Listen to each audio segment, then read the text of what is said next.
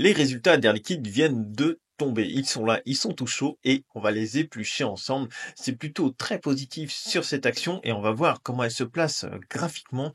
Qu'est-ce que ça vaut dans l'avenir? Et puis, on va en déduire deux, trois astuces, on va dire, d'investissement, deux, trois points d'investissement qui peuvent être très importants. C'est parti. Allez, je te partage tout de suite mon écran. Alors, on va voir les résultats annuels ensuite directement sur le site d'Air Liquide pour regarder ce qui s'est passé. Alors, on peut voir déjà que graphiquement, vous voyez, elle est bien repartie puisque en format journalier, vous voyez, on avait déjà repéré qu'elle avait reproduit sa moyenne mobile 200 et que c'était reparti à la hausse et qu'on était quand même passé plutôt haussier sur le dossier. Ben voilà, là, c'est plus 7% depuis qu'elle a repris sa moyenne mobile 200. Donc, plutôt pas mal. Et puis, en journalier, elle est très bien orientée. Ici, il n'y a rien à dire. Elle est très très belle maintenant. En format semaine, voilà, quand on dézoome, on avait repéré tous ces petits points d'achat, ces zones d'achat vers les moyennes mobiles 200. Là, il y a une zone d'achat moyen terme, donc j'espère que certains d'entre vous ils sont rentrés. Et puis voilà, après elle est bien repartie, donc il n'y a pas de problème dessus. Et puis sur du format long terme, bon, regardez, elle est magnifique. Dès qu'on s'approche des moyennes mobiles à 50 périodes, eh bien, c'est acheté hors crise ou des fois ça descend un petit peu plus. Regardez, non, même sur mars 2020, c'était quand même resté très très bien orienté. Donc c'est vraiment un fleuron français. Donc moi je suis actionnaire de cette société depuis pas mal d'années. Et comme d'hab, je les conserve directement chez Air Liquide. Je me prends même pas la tête avec un PEA ou quoi que ce soit. Elles sont directement chez Air Liquide, au nominatif pur, directement là-bas. Voilà. Donc là, j'ai peut-être un petit biais quand même parce que je suis actionnaire, mais bon, voilà, c'est quand même une superbe entreprise, superbe entreprise, et qui vient de faire encore une fois de plus de très beaux résultats. Donc, on va éplucher ça et ensuite on reviendra rapidement sur le graphique. Alors, les résultats annuels. Donc, moi, je vous passe le PDG, tout ça. On va vraiment s'arrêter sur quelques gros points. Donc, résultat ici. Donc, si j'ouvre là, on peut voir qu'il y a une croissance de 3% des ventes, donc c'est bien, ça continue à monter.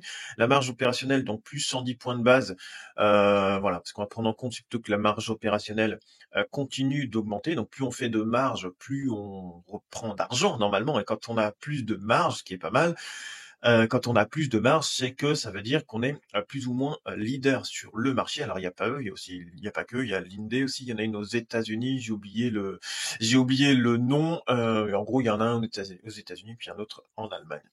Mais globalement, quand même, s'ils peuvent augmenter leur marge, c'est-à-dire qu'ils peuvent le faire. Et donc, s'ils le font, c'est qu'ils ont quand même certains points où ils ont un avantage concurrentiel. Voilà, les émissions de CO2 moins 11%. Bon, après, ça dépend de la fibre écolo de chacun. Et puis, le ROCE qui est pareil, 10,7%, c'est plutôt pas mal. Donc là, on peut voir l'accélération de la marge opérationnelle. Moi, je préfère des graphiques. Je trouve que c'est plus parlant que des chiffres. Et vous pouvez mettre 300 PBS, ça parle pas. Ce qui est important, c'est qu'on peut voir que les marges sont en belle augmentation. Et ça, c'est important, les marges en belle augmentation, puisque ça veut dire que voilà, ils peuvent encore peut-être avoir de la marge pour mettre de la marge. Bon, bref, voilà, c'est plutôt quelque chose qui est bon signe. Après sécurité, donc il y a un peu moins d'accidents de travail, ça c'est très bien. Émissions de CO2, ils y reviennent, donc ça c'est pas vraiment pour nous. Si c'est bien, puisque ça coûte très cher. Moi, j'étais dans un grand groupe avant. Un grand groupe du bâtiment, bien connu, de bâtiments, autoroutes, tout ça. Et puis quand on voit ce que ça peut coûter une entreprise, juste un petit bout de doigt coupé avec un cutter ou des choses comme ça, eh bien, ça a quand même toute sa place au-delà. On parle pas que des accidents graves, il y a aussi tous les accidents bénins. Et puis bon, là, il y a la parité homme-femme. Après, bon, moi, je trouve que c'est un non-sujet parce que normalement, voilà, les femmes ont tout autant leur place que les hommes, que ce soit dans l'industrie ou n'importe où. Mais si le jour où il y aura plus ça dans les comptes rendus, je serais plutôt content. Ça veut dire que, enfin, voilà, ce serait un non-sujet et que tout ira bien. Accélération des décisions d'investissement pour préparer l'avenir, pardon. Donc on voit que depuis 2015, ils font de plus en plus d'investissements. Ou alors, il faut prendre en compte l'inflation dans leurs investissements, puisque tout coûte plus cher au fur et à mesure. Donc finalement, peut-être que c'est corriger de l'inflation, ce serait peut-être un peu plus bas, mais on voit quand même qu'il y a une croissance des décisions d'investissement pour préparer l'avenir. Ils ont des jolis partenariats aussi un petit peu partout dans le monde. Alors plutôt sur l'électronique, on peut voir dans les pays de l'Est. La transition énergétique en Europe, donc ça je pense que malheureusement Total et Air Liquide, Je sais pas, j'y crois pas trop moi, cette transition énergétique pour le moment. On va sûrement y laisser des plumes, mais ça, c'est que mon avis personnel.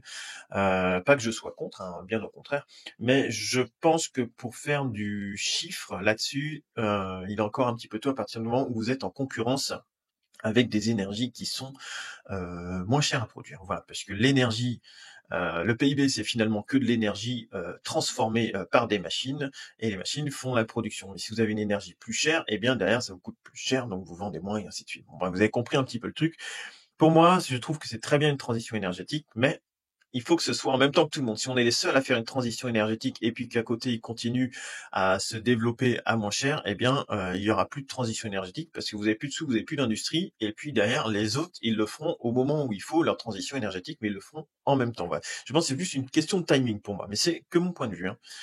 Après ça, c'est différents projets. Ah, dividendes pour ceux que ça intéresse, création de valeur pour les actionnaires sur le long terme. Donc on peut voir là l'évolution du dividende et puis les attributions d'actions gratuites. Donc dernière fois, c'était en 2024. Donc dans la logique des choses, on devrait avoir attribution d'actions gratuites en 2026, pardon.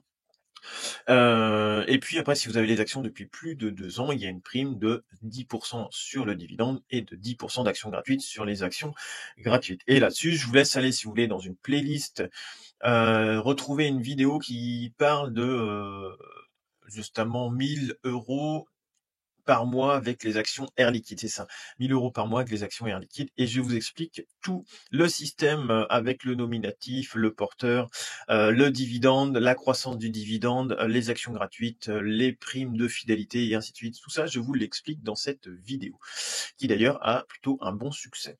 Voilà, le rendement total, c'est plus 12% moyenne annuelle sur 12 ans. Donc ça, je pense qu'ils prennent en compte les actions gratuites, les primes et puis le dividende. Donc vous voyez, tu fais du 12%. Moi actuellement, avec mes prix de revient, je suis à peu près à 9% moyenné. Voilà, donc sur quelques années déjà. Mais je sais que voilà, si vous avez acheté plus tôt, eh bien c'était la poule aux œufs d'or pour l'actionnaire. Et puis voilà, c'est une entreprise qui quand même est là depuis plus de 120 ans, je crois, hein, et puis qui distribue un dividende depuis avant des coupons, des choses comme ça, depuis je sais plus combien de temps, mais je me demande c'est pas loin de 100 ans de mémoire, hein. Après, ils ont leurs objectifs, donc ils sont en bonne voie pour réaliser les objectifs qu'ils ont prévus, donc ça c'est plutôt bien. Ambition d'amélioration de la marge relevée pour la deuxième fois sur une période étendue d'1 an, donc c'est-à-dire qu'une fois de plus ils améliorent leur marge. Et puis après, donc c'est les croissances des ventes, ok. Donc on a dit dans les plus 3% à peu près, donc il y a un petit ralentissement ici de ce côté-là. Asie-Pacifique, Amérique, c'est plutôt pas mal. Surtout en Amérique, hein. J'ai l'impression qu'ils s'implantent aussi pas mal aux États-Unis, qui sont quand même plus pro-business que nous à matraquer nos entreprises, malheureusement. Et puis encore révolution. Ok, ça on va passer. C'est beaucoup de cours, mais c'est pas trop ce qui va nous intéresser. L'amélioration de la marge, achat, ok, marge opérationnelle du groupe, marge opérationnelle, ok. 2023, donc ils étaient à 18,4% de marge, ils sont passés, vous voyez, à 19,9%. Ça parle plus que plus 110 points de base, vous voyez ça.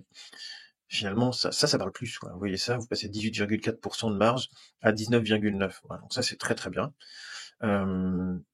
Priorité l'exécution, ok, ça on va passer. Faudrait faire le levier, ouais. Dette nette, ça on verra après les cash flows. Reçu après impôt, ok, 10,7%. Il y a quand même une partie restructuration sur cette entreprise-là.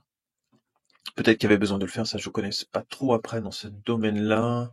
Je sais qu'il y avait quelques grèves dans un secteur, je ne sais pas, le secteur santé justement, où il y avait un peu de grève, mais on voit que ça marche bien, alors c'est bizarre. Peut-être à certains endroits en France où ils vont fermer puisque ça coûte trop cher ou parce qu'il y a trop d'impôts, et puis donc du coup ils vont fermer là où ça marche pas, comme pas mal d'entreprises malheureusement. Et ça, on est un peu victime de nos gouvernements qui n'aiment pas les entreprises qui gagnent de l'argent. Transition énergétique, on va passer. C'est pareil, on va passer. L'effet, le prix, on va passer. C'est pas trop ce qui nous intéresse. Je veux qu'on reste sur des choses assez simples, pas se perdre dans les chiffres, ça nous intéresse pas. Et puis après, je crois que c'était juste sur la fin. Voilà, ça c'est plutôt sympa. Voilà, croissance des ventes, on peut le voir. Depuis 94, qui est plutôt bien, ouais, c'est toujours en croissance, mis à part, vous voyez, un petit peu 2020, et encore, je trouve que 2020, ils s'en sont super bien sortis pendant le Covid, et ça a été vraiment très très bien géré. Puis après, ils ont bien pris la relance après Covid. Voilà, là, ça baisse un tout petit peu au niveau des ventes, mais vous voyez, c'est plutôt quand même très, très bon. On peut pas faire que des bonnes années aussi, hein. Il y a toujours des moments, vous voyez, comme là, ça monte, puis après ça stabilise, ça baisse un petit peu, puis ça remonte, puis ça stabilise, ça baisse. Peut-être qu'on aura encore une année un peu moins bien, ainsi de suite, quoi. Le bénéfice net par action, bon, vous voyez, c'est de mieux en mieux, voilà. De plus en plus de bénéfices net par action. Le dividende par action, bah, lui, pareil, il est en croissance. Puis autofinancement, on va pas en parler. Donc voilà, ce qu'on peut voir, donc, c'est que, bah, elle est très bien repartie. On peut voir donc là le chiffre d'affaires, c'est un peu ce qu'on voit, hein, ce que j'ai fait voir dans les courbes, hein, le bénéfice net qui est là. Dividende en pleine augmentation, on va aller voir ça, le dividende, vous voyez. Très très bon, donc on peut voir quand même que là, elle a fait moins en moins de rendement, puisque vous voyez, on était sur les 2,5% à peu près, sur les années 2010 à 2018, là, puis après il y a eu une accélération, donc forcément le prix de l'action a monté, donc pour avoir même avec un dividende croissant, le prix de l'action monte tellement que bah, derrière, il faut quand même s'accrocher pour garder le même rendement. Si vous achetez votre action comme là à 120 euros, maintenant elle se paye 180 euros, même si vous avez augmenté votre dividende de 5% par an, quand votre action elle prend 50%, forcément vous diminuez votre rendement. Ça c'est obligatoire, hein. C'est mathématique, hein, mais bon, s'il y a du monde qui veut en acheter, voilà, tout ce qui est rare est cher, on dit. Et donc là, il y a quand même du monde qui va aller sur cette action. Et c'est une tendance qui est là depuis 2018, hein, donc avant Covid, quoi, 2019. Allez, depuis 2019, avant Covid, hein, on peut voir que ça a bien baissé. Et avant, on était ici dans les années 2000, vous voyez, sur des rapports à peu près à 1,85% de dividendes sur les années 2000.